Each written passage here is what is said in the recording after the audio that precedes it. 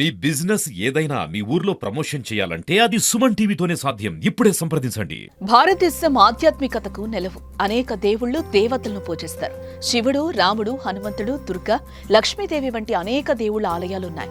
ఎంతో భక్తి శ్రద్ధలతో ఆలయాలకు వెళ్లి తమ ఇష్టదైవాన్ని దర్శించుకుంటారు. అయితే సనాతన ధర్మంలో న్యాయాధిపతి మానవుల కర్మానుసారం మరణానంతరం శిక్షలను విధించే యముడికి ఒక గుడుంది. భారతదేశంలో 3-4 మాత్రమే యమధర్మరాజు ఆలయాలున్నాయి. అందులో ఒకటి మన తెలంగాణలో ఉంది. అదెక్కడా? దాని విశిష్టత ఏంటో తెలుసుకుందాం.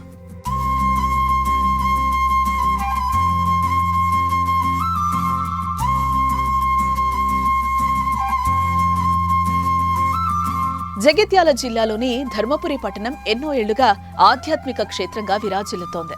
ఇక్కడ శ్రీ లక్ష్మీ నరసింహస్వామి దేవాలయంతో పాటు వెంకటేశ్వర స్వామి, వేణుగోపాల స్వామి, ఆంజనేయ స్వామి, రామాలయం, రామలింగేశ్వర స్వామి, సంతోషి మాత ఆలయాలున్నాయి. ఈ పుణ్యక్షేత్రానికి 1000 ఏళ్ల చరిత్ర ఉంది. ప్రాచీన కాలంలో ధర్మపురం, ధర్మవరం, ధర్మవుర అని పిలిచేవారట.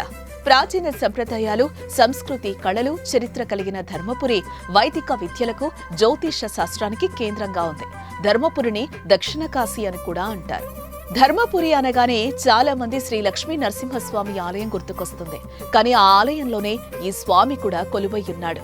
తమ జాతకంలోని దోషాలు తొలగించుకోవడానికి, జాతకం బాగలేని వారు ఏం చేసినా కలిసి రావట్లేదని, లేదా జాతకం ప్రకారం ప్రమాదాలు జరిగే సమయమని, మానసిక ప్రశాంతత కరువయిందని, ఇలా రకరకాల సమస్యలతో బాధపడేవారు ఈ ఆలయంలోని యముణ్ణి దర్శిస్తే ఆ సమస్యల నుంచి ఊరట లభిస్తుందని భక్తుల నమ్మకం. ఇక్కడ మండపంలో గల గండదీపంలో నూనె పోసి యముని విగ్రహానికి దండం పెట్టుకుంటే గండాలన్నీ తొలగిపోతాయని కూడా భక్తుల నమ్మకం. యమలోకంలో నిత్యం పాపుల్ని శిక్షిస్తూ క్షణం తీరికలేని యమధర్మరాజు ధర్మపురి వద్ద గోదావరిలో స్నానం చేసి స్వామివారిని దర్శించుకుని ఆలయం నివాసం ఏర్పరచుకున్నట్లు పురాణ గాథలు చెప్తున్నాయి. ఆలయ ద్వారం కుడివైపున యమధర్మరాజు విగ్రహం ఉంటుంది. యమధర్మరాజుని దర్శించుకుని నృసింహుణ్ణి దర్శించుకోవటం ఆనవాయితీ.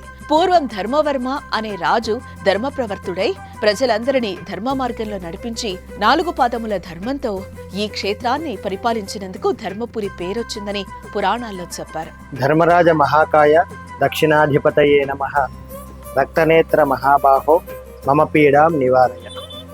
ఈరోజు భరణి నక్షత్రము ధర్మపురి క్షేత్రంలో నరసింహస్వామి వారికి ద్వారపాలకునిగా యమధర్మరాజు ఉండడం అనేటువంటిది క్షేత్ర విశిష్టం. ఇక్కడ యమధర్మరాజు స్వామివారికి అంతటి మహత్యం కలిగిన యమధర్మరాజుకు భరణి నక్షత్రంలో తైలాభిషేకం, పంచామృతాభిషేకం, రుద్రాభిషేకం చేస్తూ ఉంటారు.